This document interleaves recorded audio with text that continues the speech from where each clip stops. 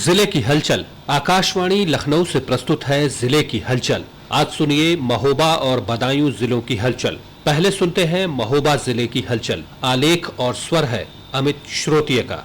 महोबा में राष्ट्रीय कृमि मुक्ति दिवस के अवसर पर जनपद के सभी सरकारी वित्तीय सहायता प्राप्त निजी विद्यालयों एवं आंगनवाड़ी केंद्रों में पंजीकृत 1 से 19 वर्ष तक के बच्चों को कृमिनाशक एल्बेंडाजोल की गोली खिलाई गई। इस अभियान की शुरुआत नगर क्षेत्र महोबा स्थित मल्टी कंपोजिट उच्च प्राथमिक विद्यालय पुलिस लाइन में मुख्य चिकित्सा अधिकारी डॉक्टर आसाराम ने शुभारंभ किया। मुख्य चिकित्सा अधिकारी डॉक्टर आसाराम ने बताया कि बच्चों को कृमि से होने वाली स्वास्थ्य समस्याओं से अवगत कराया और एल्बेंडाजोल गोली के महत्व पर प्रकाश डाला। महोबा में प्राचीन और भव्य 844वां कजली मेला धूमधाम से शुरू हुआ। उद्घाटन समारोह में सदर विधायक राकेश गोस्वामी, एमएलसी जीतेंद्र सिंह सेंगर, डीएम और एसपी ने संयुक्त रूप से फीता काटा। नगर पालिका अध्यक्ष ने शोभा यात्रा का शुभारंभ कराया। हवेली दरवाजा से निकली यह शोभा यात्रा देखते ही बन रही थी। हाथी पर सवार आल्हा, घोड़े पर बैठे ऊदल और वीर गाथाओं से सजी झांकियों ने लोगों को इतिहास के उस गौरवपूर्ण दौर में पहुंचा दिया। लगभग 1 सैकड़ा घोड़े नृत्य करते हुए आगे बढ़े तो आला के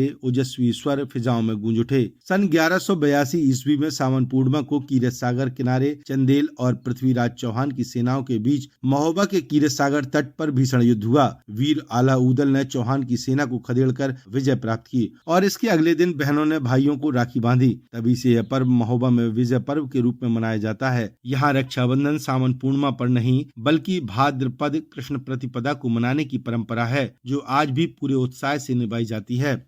महोबा मुख्यालय में अखंड भारत संकल्प शोभा यात्रा ने देशभक्ति का अद्भुत नजारा पेश किया। भारत माता की भव्य झांकी के साथ जब शोभा यात्रा शहर के मुख्य मार्गों से गुजरी तो चारों ओर भारत माता की जय के गगनभेदी नारे गूंज उठे। ऊदल चौक पर यात्रा का समापन भव्य महाआरती के साथ हुआ, जहां दीपों की रोशनी और राष्ट्रभक्ति की लहर एक साथ देखने को मिली। शोभा यात्रा में सबसे आगे रिटायर्ड फौजी चल रहे थे। इसके बाद 18 महापुरुषों में महाराणा प्रताप, छत्रपति शिवाजी, रानी लक्ष्मीबाई, दुर्गावती, वीर दुर्गादास राठौर, स्वामी विवेकानंद, दयानंद सरस्वती, राजा खेत सिंह, भारत माता की प्रेरक झांकियां निकाली गईं। राष्ट्रीय गीतों की धुन और अखंड भारत की विशेष झांकी ने लोगों के दिलों में एकता और गर्व का भाव भर दिया।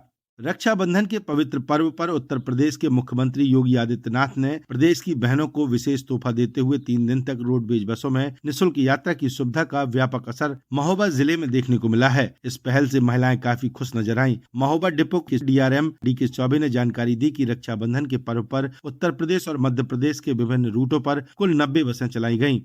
महोबा डीएम गजल भारद्वाज द्वारा राजकीय बहुउद्देशीय औद्यानिक इकाई में उद्यान विभाग द्वारा कराए जा रहे कार्यों का अवलोकन किया गया। जिला उद्यान अधिकारी द्वारा महोबा की सुप्रसिद्ध जीआई टैग प्राप्त पान की फसल को लेकर राजकीय पौधशाला में स्थापित पान बरेजा का निरीक्षण किया। जिला उद्यान अधिकारी द्वारा बताया गया कि पान फसल के संरक्षण हेतु उत्तर प्रदेश सरकार द्वारा संचालित राष्ट्रीय कृषि विकास योजना अंतर्गत कृषक प्रक्षेत्रों पर पान बरेजों का निर्माण कराया जाता है, जिसमें प्रति 1000 वर्ग मीटर पान बरेजा निर्माण पर कृषकों को 50,453 रुपए अनुदान के रूप में डीबीटी के माध्यम से दिया जा रहा है। उन्होंने बताया कि पान उत्पादक कृषकों को पान फसल में आ रही समस्याओं के तुरंत निदान एवं नवीन तकनीकी जानकारी प्रदान करने हेतु प्रदेश का एकमात्र पान प्रयोग प्रशिक्षण केंद्र जनपद महोबा में संचालित है, जिससे प्रतिवर्ष जनपद तथा प्रदेश के पान उत्पादक कृषकों को पान की नवीनतम कृषि पद्धति की जानकारी दी जा रही है।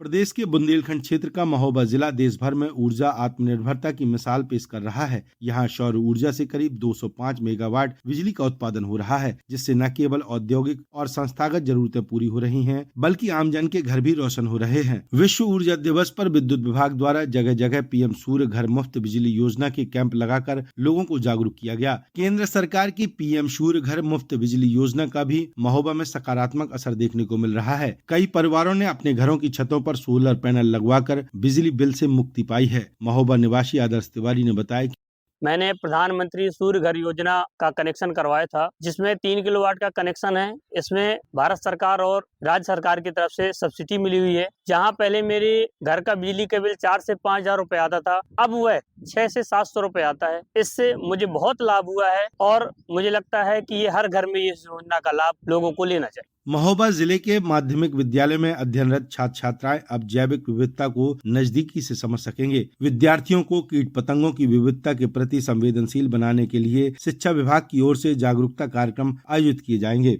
महोबा जिले की हलचल के बाद आइए सुनते हैं बदायूं जिले की हलचल। आलेख और स्वर है मोहम्मद नईम का। 79वें स्वतंत्रता दिवस के अवसर पर बदायूं के ऑडिटोरियम में आयोजित भव्य कार्यक्रम में केंद्रीय राज्य मंत्री BL वर्मा ने कहा कि तिरंगा देश की आन बान व शान है। प्रदेश के राज्य मंत्री डॉक्टर अरुण कुमार ने कहा कि भारत ने ऑपरेशन सिंदूर के माध्यम से दुश्मनों को मुंहतोड़ जवाब दिया। विभिन्न विद्यालयों की छात्राओं द्वारा सांस्कृतिक कार्यक्रमों की मनमोहक प्रस्तुतियां दी गयी। जनप्रतिनिधियों ने परिसर में एक पेड़ माँ के नाम अंतर्गत पौधारोपण किया। उन्होंने सफाई कर्मचारियों द्वारा निकाली गयी मोटरसाइकिल रैली को हरी झंडी दिखाकर रवाना किया और स्वतंत्रता संग्राम सेनानियों के परिजनों को शॉल ओढ़ाकर सम्मानित भी किया। जिले भर में स्वतंत्रता दिवस का पर्व धूमधाम से मनाया गया।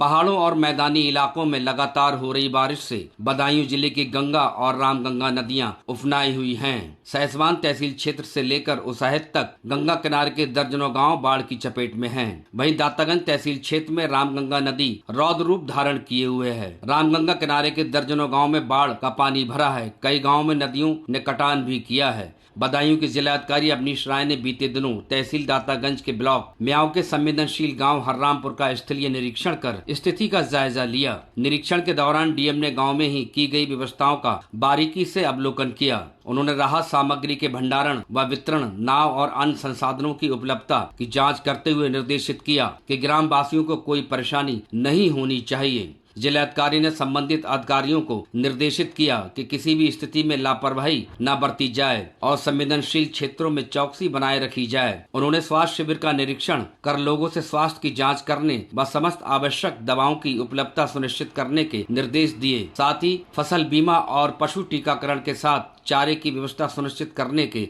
निर्देश दिए हैं। उत्तर प्रदेश राज्य महिला आयोग की सदस्य अवनी सिंह की अध्यक्षता में बीते दिनों बदायूं के PWD गेस्ट हाउस में जन सुनवाई और ब्लॉक सालारपुर में जागरूकता चौपाल का आयोजन किया गया। जन सुनवाई के दौरान भूमि विवाद, अतिरिक्त विवाह, घरेलू हिंसा से संबंधित कुल 13 शिकायती पत्र प्राप्त हुए, जिसके गुणवत्तापरक व समयबद्ध निस्तारण के निर्देश सदस्य द्वारा अधिकारियों को दिए गए। जन चौपाल के दौरान उन्होंने महिलाओं को स्वावलंबी बनाने के लिए प्रेरित किया। सदस्य अवनी सिंह ने कहा कि महिलाएं अपने ऊपर हो रहे किसी भी प्रकार के अत्याचार को बर्दाश्त न करें। महिलाओं की समस्याओं के निस्तारण के लिए महिला आयोग हर क्षण उनके साथ खड़ा है। उन्होंने पुलिस अधिकारियों को निर्देशित किया कि महिलाओं से संबंधित शिकायतों को गंभीरता पूर्वक सुनते हुए उनका गुणवत्तापरक व समयबद्ध निस्तारण सुनिश्चित कराएं।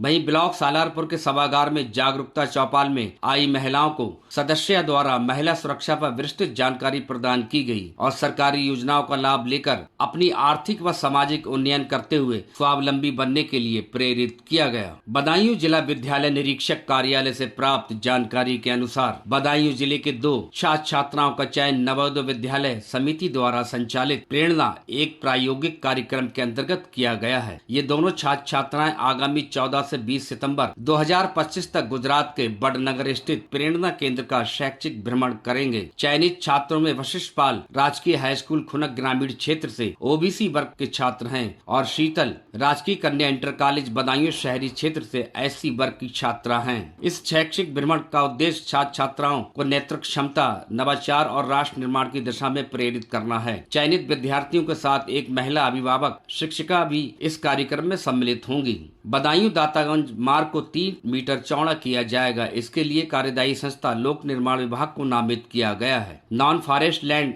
NFL को जारी कर फॉरेस्ट क्लियरेंस के लिए केंद्र सरकार को भेजा जाएगा। बदायूं के कलेक्ट्रेट स्थित सभा कक्ष में बीते दिनों आहूत बैठक में जिलाधिकारी ने बताया कि दातागंज बदायूं मार्ग का चौड़ीकरण किया जाएगा। वर्तमान में ये मार्ग 7 मीटर चौड़ा व 2 लेन का है, जो कि 10 मीटर चौड़ा किया जाएगा। ये मार्ग 2 लेन का पेव्ड सोल्जर के साथ होगा। उन्होंने बताया कि चौड़ीकरण के लिए वन विभाग की 8.16 हेक्टेयर भूमि के लिए नॉन फॉरेस्ट लैंड NFL को स्थानीय स्तर पर जारी कर फॉरेस्ट क्लियरेंस के लिए राज्य सरकार व केंद्र सरकार को भेजा जाएगा। वहां से सैद्धांतिक सहमति प्राप्त होने पर कार्य प्रारंभ हो जाएगा और इसको प्राथमिकता पर जल्द से जल्द पूर्ण कराया जाएगा। यह था आकाशवाणी लखनऊ के क्षेत्रीय समाचार एकांश द्वारा प्रस्तुत जिले की हलचल का आज का अंक।